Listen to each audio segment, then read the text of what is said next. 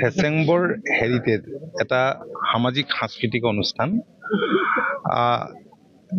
আজি এই অনুষ্ঠানটোৱে বোকাখাতৰ এটা সংস্কৃতিবান অঞ্চল পৰুৱাবাৰীত ফেচেংবৰ এনিশা নামেৰে এটা সাংস্কৃতিক অনুষ্ঠান ইয়াৰ আয়োজন কৰিছে, সাংস্কৃতিক সন্ধ্যাৰ। আৰু লগতে ৰাজ্যখনৰ কেইবাগৰাকীও বিশিষ্ট ব্যক্তিক ইয়াক সম্বৰ্ধনা জনোৱাৰ ব্যৱস্থা কৰিলে। গৌতম শৰ্মা পৰিচিত এগৰাকী সংবাদসেৱী, আৰু লগতে গৌতম দাস, দিগন্ত দাস আৰু বহুকেইগৰাকী আছে।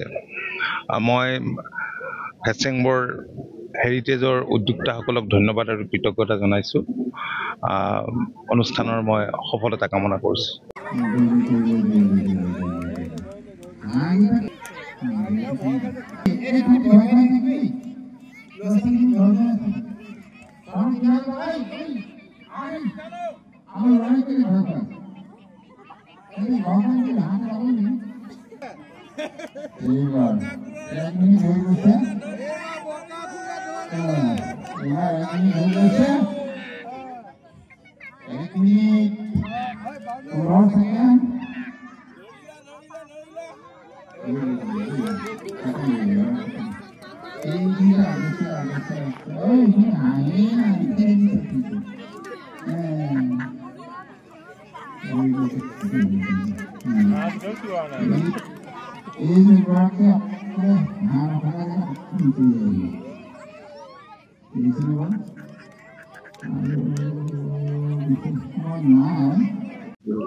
ফেচেংবৰ হেৰিটেজ এটা সামাজিক সাংস্কৃতিক অনুষ্ঠান।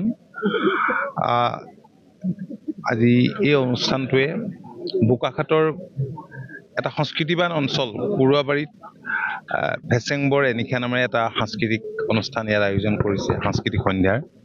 আৰু লগতে ৰাজ্যখনৰ কেইবাগৰাকীও বিশিষ্ট ব্যক্তিক ইয়াক সম্বৰ্ধনা জনোৱাৰ ব্যৱস্থা কৰিলে। গৌতম শৰ্মা পৰিচিত এগৰাকী সংবাদসেৱী, আৰু লগতে গৌতম দাস, দিগন্ত দাস আৰু বহুকেইগৰাকী আছে। মই ফেচেংবৰ হেৰিটেজৰ উদ্যোক্তাসকলক ধন্যবাদ আৰু কৃতজ্ঞতা জনাইছোঁ।